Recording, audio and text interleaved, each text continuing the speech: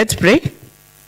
Almighty God, who in your wisdom and goodness have appointed the office of the leaders and county assemblies for the welfare of society and the just government of the people, we beseech you to behold with your abundant favor as your servants whom you have been pleased to call the performance of important trust to this republic. Let your blessings descend upon us here assembled, and grant that we treat and consider all matters that shall come under deliberation in so just and faithful a manner as to promote your honor and glory, and to advance the peace, prosperity, and welfare of our country and all those whose interests we have committed to our charge. Amen.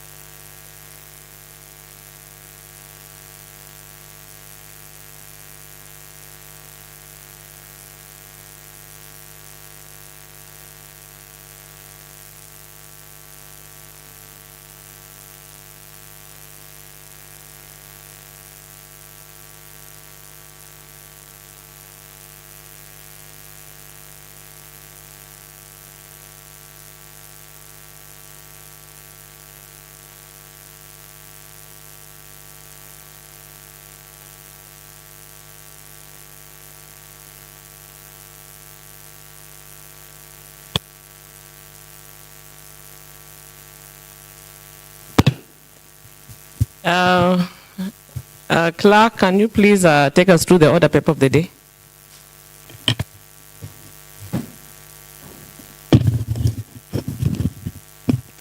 Third Assembly, second session, order number 1, supplementary paper order number 158B, Tuesday 19th September 2023 to 30 p.m. Order number 1, administration of oath.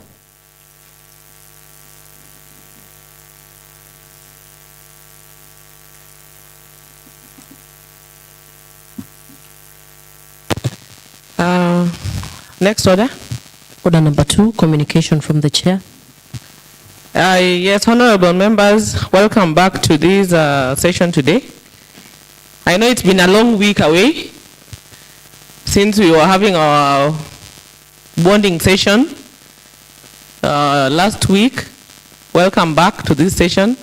And maybe I'll just give a few minutes for members to contribute on the experiences during this retreat. Thank you.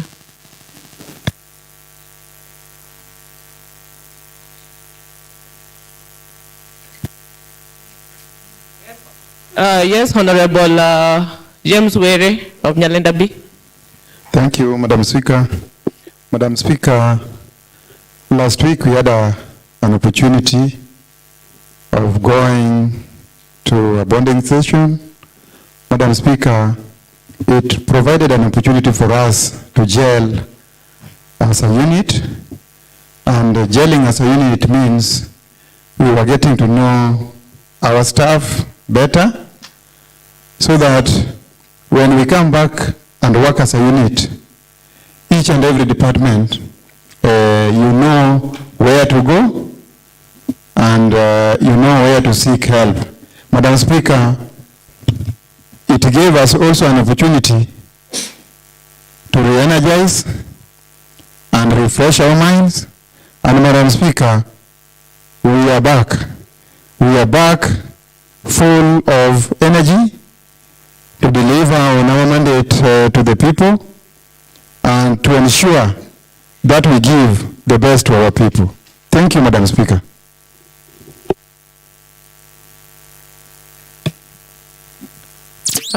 Yes, thank you, Honorable James Were.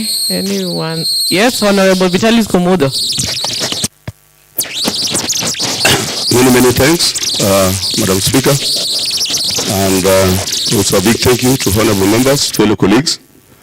I wish to comment on the bonding session we had. We just came from last week.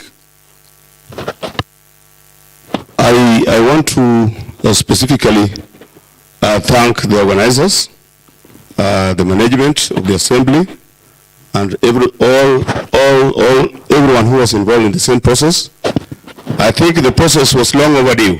if you ask me, and it came at the right time. We are grateful. It is the first time I got to know some of those guys that were just known as colleagues, but I didn't know them, particularly in their names and the relevant departments. I think that was a great gesture. As we speak today, I am able to walk into different divisions or different departments, and I would easily identify my fellow colleagues as well. Again, it was a nice time for us as colleagues in the assembly to come together at a go for all combinations, which is a great aspect. May the spirit live, and possibly let us be having it after every 3 months. Thank you. Many, many thanks, Honorable Speaker. Yes, Honorable Benson Adega of Kajulu. Thank you, Madam Speaker. It was an healthy activity, Madam Speaker. Even me, myself, I didn't know over 25% of the staff in the assembly. And that time I interacted with them, mostly even the human resource manager I didn't know, Madam Speaker. And some of my colleagues also didn't even know that we have an office on the other side with other staffs which are not coming this side, Madam Speaker. Thank you so much. I thank the organizers, Office of the Clerk, and the Office of the Speaker. Thank you, Madam Speaker. I'll give one more. Yes, I can see Honorable Caroline Opar.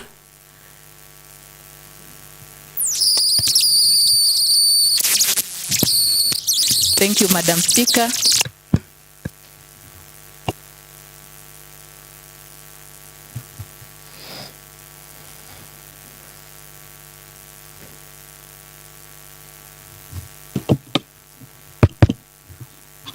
Thank you, Madam Speaker, for this opportunity. I would like to support what my fellow colleagues have said. In fact, it was a really good time. And as we've come back here, looking at the faces of the staff, I'm very happy to see them. Even Madam Jessica, that I didn't even know her name, the way she was brought in front, I can now categorically just see you among people. So I think it was a very healthy activity, and just as our DS said, maybe if we have a Christmas bonding again, the way it was said, I understand it used to be there. I think now we are going to go back knowing the kind of people that we are interacting with, so it will be better and healthier. Thank you. Thank you. I noticed Honorable Calvin Oraro stood up. I don't know whether you still want to get the opportunity, then I can give Honorable Bill. Thank you, Madam Speaker. I also find myself having something to say on the ongoing issue. And I want to say that someone said that too much work without play make Jack a dull boy. The assembly, you are having a lot of work, and many members and staff were growing fat because they were sitting a lot. The opportunity that I got, I realized that we need to jog around, learn how to take care of ourselves, our health, so that we can be physically fit and mentally correct. We can reason out. And I think one of the areas that I enjoyed most is the opportunity that we got with the facilitators who wanted to teach us about teamwork, who wanted us to know the importance of exercise in our life, who wanted us to understand our inner energy, Madam Speaker. We met from different backgrounds, and from the background we have had a lot of politics in Kisumu until we forget ourselves. But the opportunity, apart from the interaction, it gave me some inner strength. I never knew that dancing is so good. I never knew that dancing can make you fit. I never knew that dancing can even make your joints open up so that you don't get tired in any circumstance, Madam Speaker. So in this case, I want to appreciate the administration, as in the clerk office and the speaker office and the county assembly service board for the plan. And the way I said earlier, it should be quarterly, that is 3 months, to make sure that we continue engaging in activities that bond us together. Number two, or lastly, Madam Speaker, it was an opportunity to tell staff that we need to pull this work or our energy towards one direction. And the direction is to make one assembly where we can trust our colleagues and we can trust the staff. The suspicion, the fear that we have has made us not to work together. And from the interaction on that day, I saw the energy the speaker was having and members of the speaker's panel. The only thing that was not good or reflected, and we really urge the House to consider, is to allow the leadership to take a center role. It is not the duty of a speaker to unite people per se, but the leadership, the majority leader, the chief whip, they need to be at the front because all of us are in ODM or from one independent, and we need to be speaking one voice. And by virtue that they don't appear to be working towards that line, the speaker did it well by trying to bring us together as a family. Way forward, Madam Speaker, we need to interact, we need to develop many bills and motions, and these educated, these learned staff that we have today are able and ready to assist us enjoy our stay in this assembly. We will be judged after 5 years with the motions, the bills that we'll be discussing in the assembly, the reports that we'll be making that has an impact in the life of the people we represent.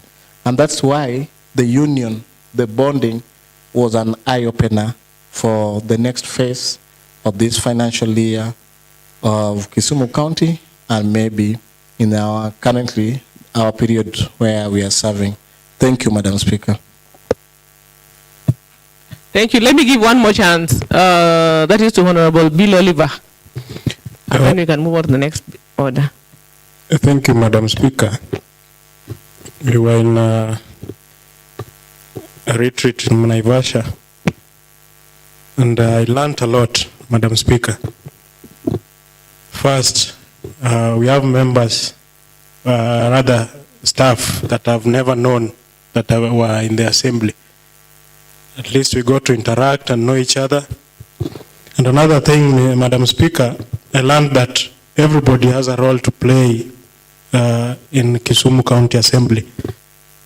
I learned to appreciate every role that every member has. I appreciated every part that even the staff, everyone is playing.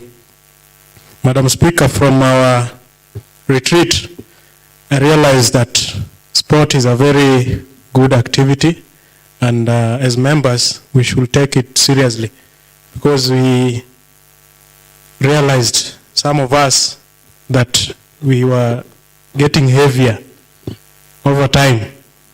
And Madam Speaker, I can report that now I've made it a culture to wake up in the morning and at least dance or even run.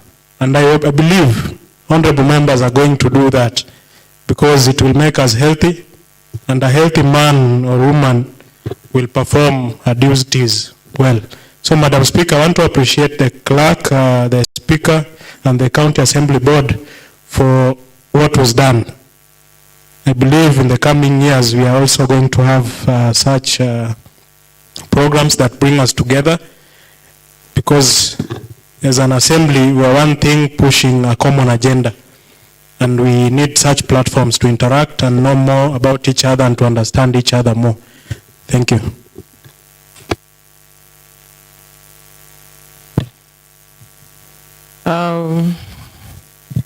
Clerk, can we go to the next order? Order number 3, messages. Next order? Order number 4, petitions. Next order? Order number 5, papers.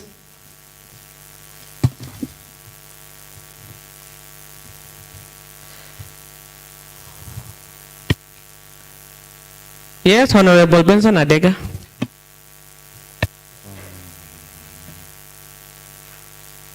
Thank you, Madam Speaker. On behalf of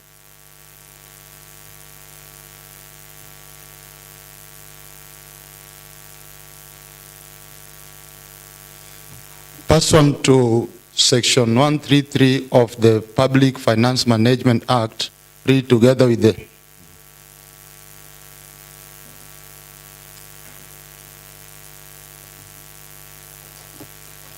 standing orders.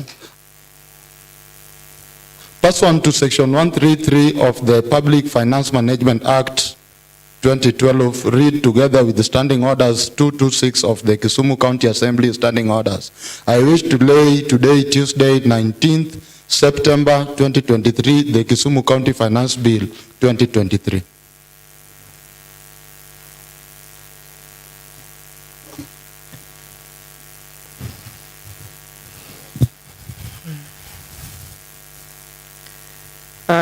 Honorable members, I am in receipt of the finance bill and I want to commit it to the Committee of Budget and Appropriations Committee for consideration within 21 days.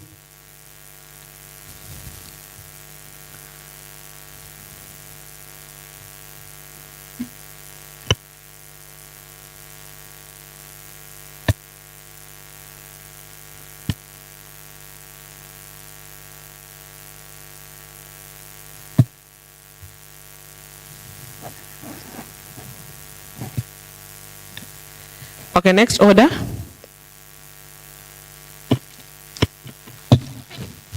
Order number 5, notices of motion.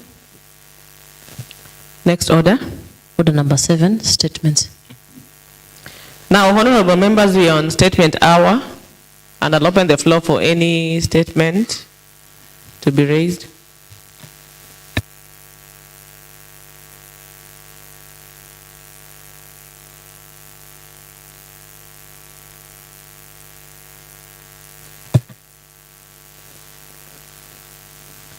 It seems there's no statement. Next order.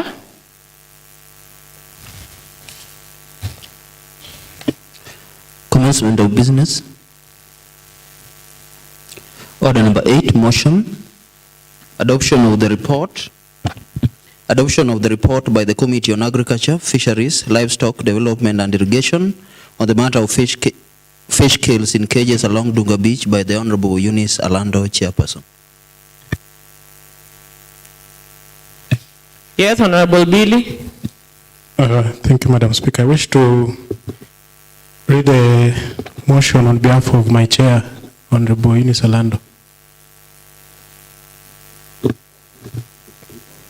Madam Speaker and honorable members, pursuant to standing order number 41-2, Honorable James Were during the Assembly sitting on Tuesday, 4th July 2023, sought for a statement regarding mysterious fish kills in cages along Dunga Beach in Lake Victoria.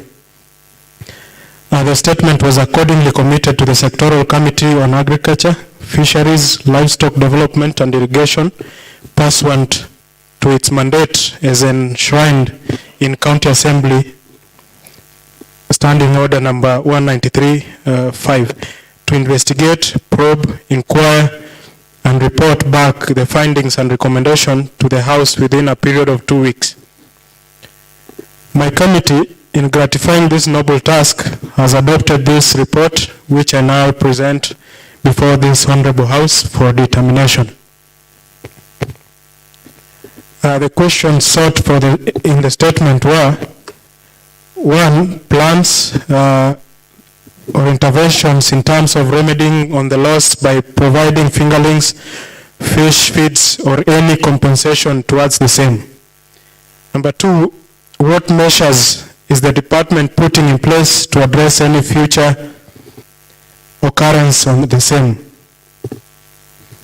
The recommendations, Madam Speaker and honorable members, with regards to the committee observations and findings contained herein, we present the following recommendations for consideration.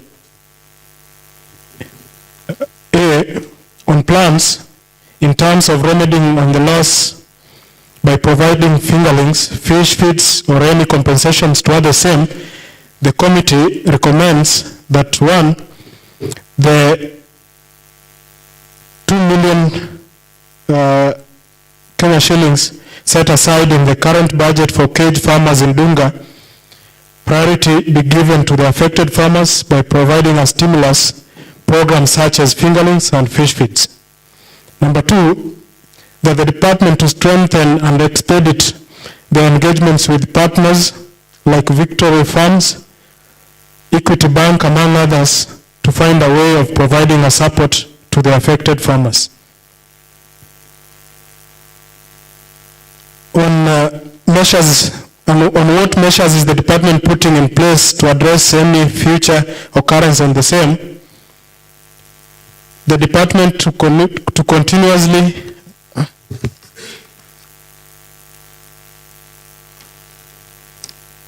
provide targeted technical services to fish cage farmers in Dunga and the entire county.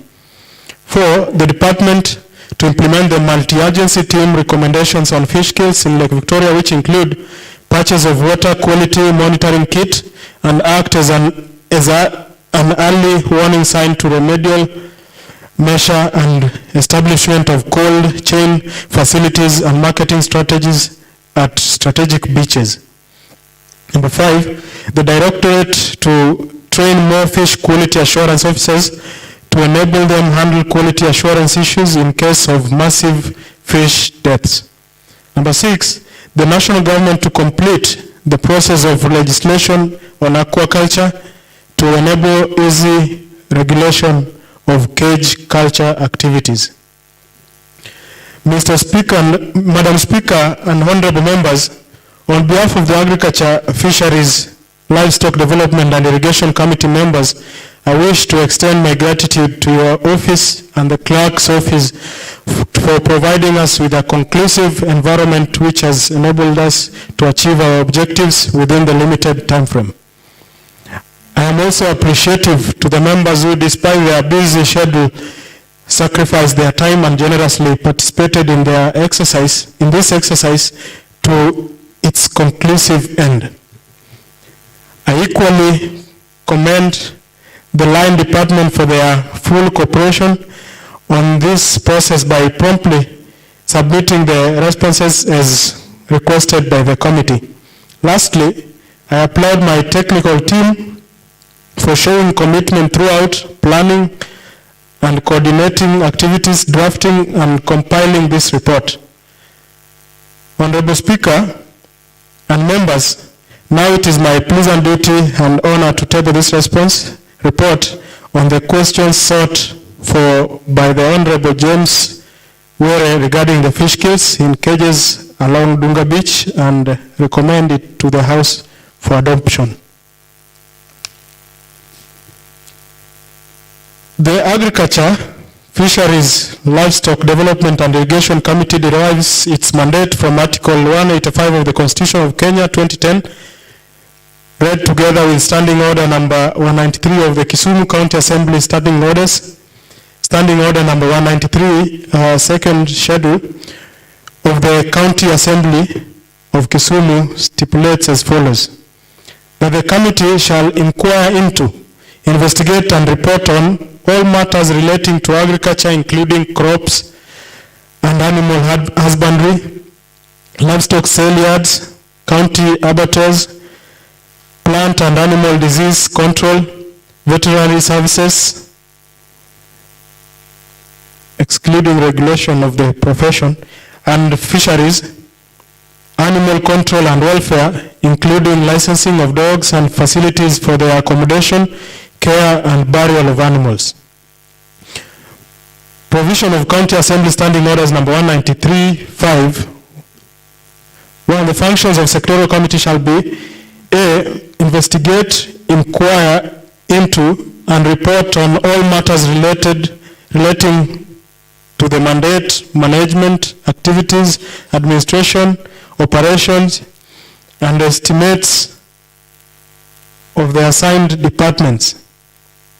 B, study the program and policy objectives of departments and policy objectives of departments and the effectiveness of the implementation. C, study and review all the county legislation referred to it. D, study, assess and analyze the relative success of the departments as measures by the results obtained as compared with their stated objectives. A, investigate and inquire into all matters relating to the assigned departments as they may deem necessary and as may be referred to them by the county assembly. F, to vet and report all appointments where the constitution or any law requires the county assembly to approve, except those under standing order number 187. G, make reports and recommendations to the county assembly as often as possible, including recommendation of proposed legislation. Madam Speaker and honorable members, the composition of Agriculture, Fisheries, Livestock Development and Irrigation Committee as currently constituted comprises 1. Honorable Eunice Alando, the Chair, Honorable Bill Oliver, Vice Chair, Honorable Samuel Dede, Member, Honorable Pamela Yo, Member, Honorable Vincent Jagongo, Member, Honorable Morris Ngeta, Member, Honorable Nereo Kombo, Member. Secretariat, Peter Anditi, Committee Clerk, Homolo Isaac, Clerk, Assistant, Zablon Otiende, Hansard, Kennedy Okise, Sergeant at Arms, Weekly Forward, Researcher. Madam Speaker and honorable members, the committee held a total of 4 meetings to deliberate on the statement, prepare terms of reference, communicate with the department, analyze and scrutinize, and get justifications to the responses and causes adoption adopting this report. Terms of reference for the committee: 1. Inquire on the possible causes of the fish kills in cages along Dunga Beach. 2. Get a profile of the losses incurred by affected farmers as a result of the fish kills. 3. Get details of plans of interventions in terms of remedying on loss by providing fingerlings, fish feeds, or any compensation. 4. Measures being put in place by national and county government to address any future occurrences. Madam Speaker and honorable members, following the committal of the statement, the committee through its resolution directed the clerk of the assembly to make written communications on the concerns sought for on the statement to the line department. The letter was referenced as shown. Consequently, the department responded by submitting a detailed and comprehensive written response via letter reference as shown again, dated 23rd August 2023, which was received by clerk on Monday 28th August 2023. Madam Speaker and honorable members, fish kill is an annual phenomenon that usually occurs on Lake Victoria and is associated with weather patterns. And in 2020, Lake Victoria as well as the riparian regions experienced severe weather patterns where mass fish kills were reported on the Kenyan side around late January and February 2020. Changes in weather conditions triggered mixing of the lake, an event that could lead to fish kills due to low dissolved oxygen levels in the water. In May 2021, there were cases of mysterious deaths of Nile perch in Lake Victoria. After investigations, it was concluded that this was an annual phenomenon that usually occurs on Lake Victoria and is associated with weather patterns that causes mixing of the lake at different spots, causing anoxia, which is low dissolved oxygen below critical levels. In 2022, reports from fishermen at different points in Kisumu East, Kisumu West, and Seme sub-counties of fish kills, bad smell were received. Fishermen and cage fish farmers were greatly affected. For instance, cage fish farmers in Othany, Kaloka, Asat, and Ogal Beach, Seme County, the loss was estimated as at 1 billion Kenyan shillings.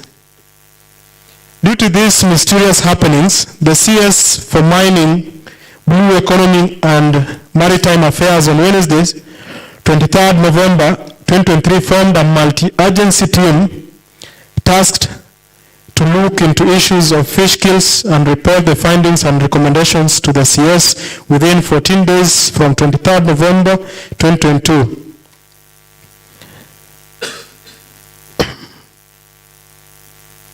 By 6 December 2022, which further confirmed the low oxygen levels is the main cause of fish kills in cages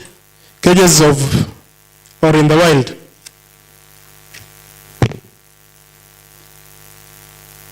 Committee observations and finding. Madam Speaker and honorable members, the committee noted the following after concluding inquiry and investigations into this matter.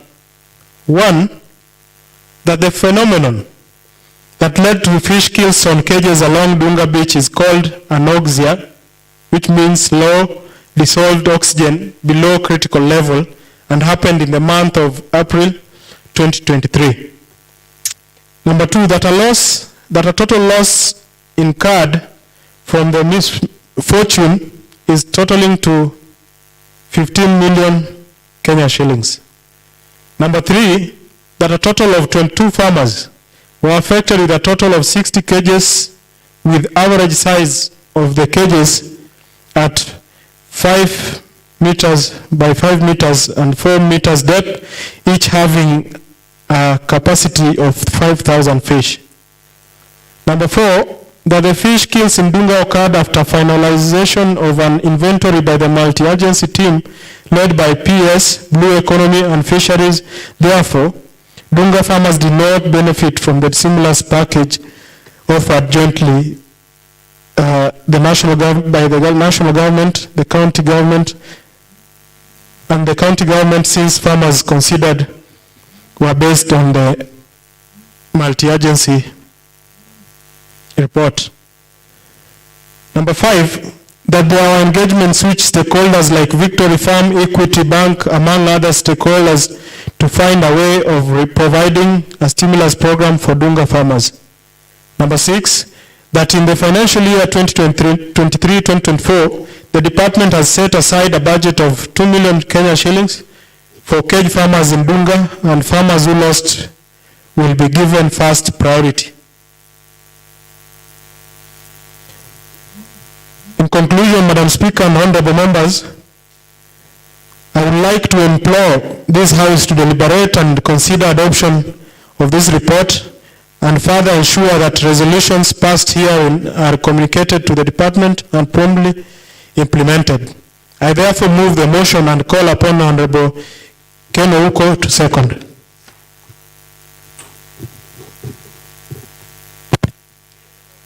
Honorable Kennedy Ouko. Thank you, Madam Speaker. For one, it is clearly explained that all these problems have been there. Order, Mr. Honorable Ken Ouko. You're called upon to second. Thank you. Okay. I second. A point of order, Madam Speaker. Point of order, Madam Speaker. Yes, Honorable Moiko. Madam Speaker, with the due respect, it has been a parliamentary practice that when such a report comes to the House, it is read by the chair, vice chair, or a member of the committee, and when the time for seconding comes up, it is a member of the committee to second. I want to know, with standing order, this assembly is deviating from that a non-member of the committee is seconding the report, Madam Speaker. When we look at the list of the members, Ken Ouko is not appearing here.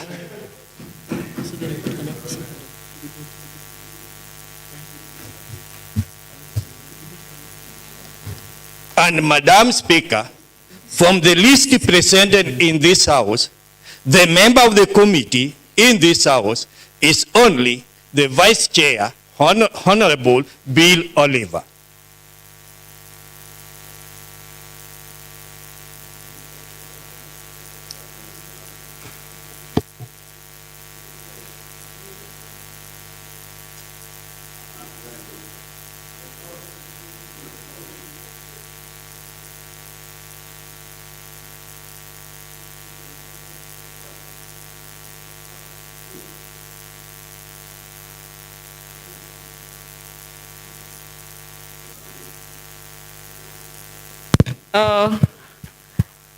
Okay,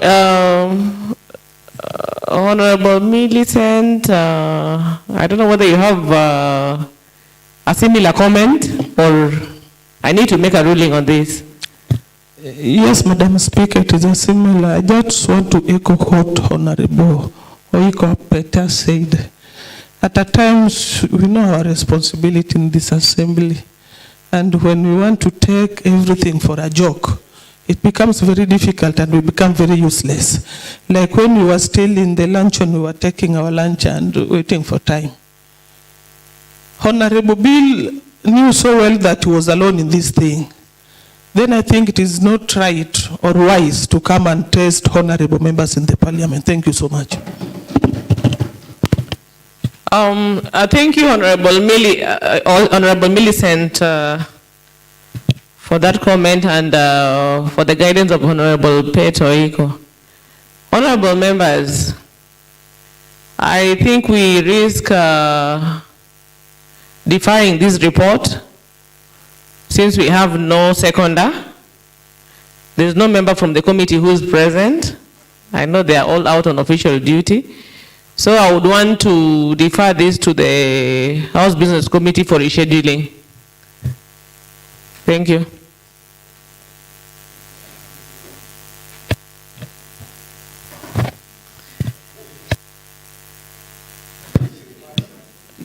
Speaker. Madam Speaker. Madam Speaker, I think it was not even wise if a report was to be brought. If the House Business Committee is really working, they could have seen that instead of scheduling a report and members are busy, they could have postponed. But all the same, your judgment is wise. We accept it. And we are just sending a warning that whoever sits in the committee, the House Business Committee, should always communicate to the leadership and especially the chairman through liaison that they should take their work seriously and mobilize members to attend and defend reports. Most of these reports are done through committee. We are not in those committee meetings. We don't know even those who come to give evidences. So anytime a report is brought without that support of the report, then it means that members are not taking their work seriously. And that should be changed, Madam Speaker. Your wisdom is right, and we welcome that. And I'm praying that you keep on having that wisdom every day with you. Thank you, Madam Speaker. Okay. Clerk, can you take us to the next order? Madam Speaker and honorable members, there's no any other business in the order paper to be transacted.